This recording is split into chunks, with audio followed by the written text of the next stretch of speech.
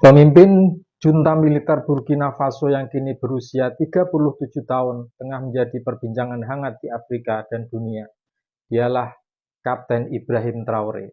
Dengan gaya komunikasinya yang tegas dan pesan anti-imperialis, Traoré disebut-sebut sebagai penerus semangat Thomas Sankara.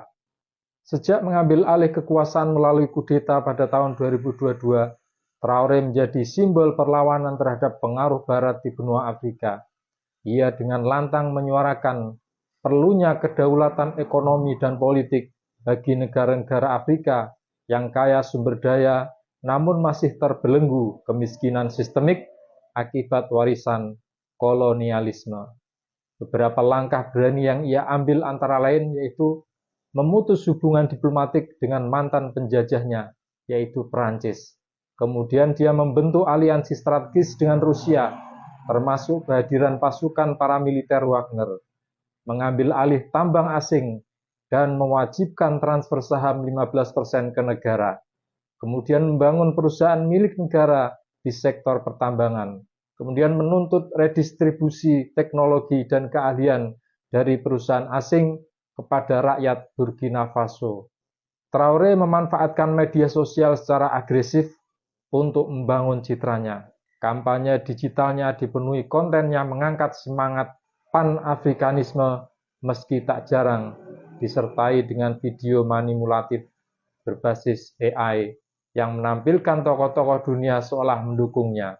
Pidato-pidatonya di forum internasional seperti KTT Rusia Afrika kerap menyerukan agar para pemimpin Afrika tidak lagi menjadi boneka kekuatan Barat. Sebuah pesan yang mendapatkan resonansi luas di kalangan muda. Di satu sisi, Traoré dipuja oleh kelompok kiri global dan diaspora Afrika sebagai simbol perubahan dan keberanian. Ia dianggap sebagai harapan baru bagi generasi muda Afrika yang mendambakan pemimpin otentik dan berani menantang tatanan global yang timpang.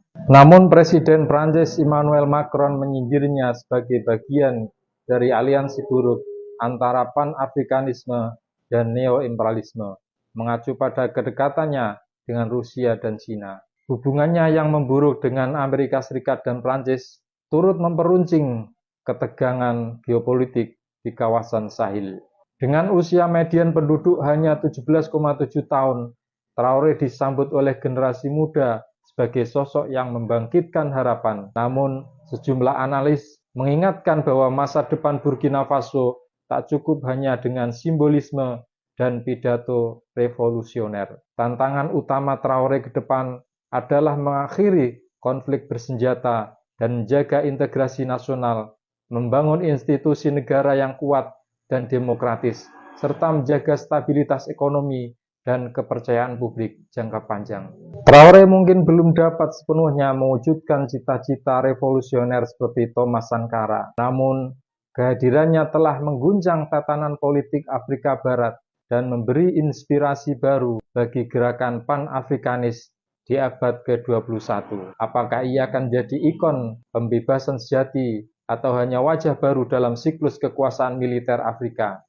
Jawabannya bergantung pada langkah-langkah konkret yang ia ambil dalam beberapa tahun mendatang.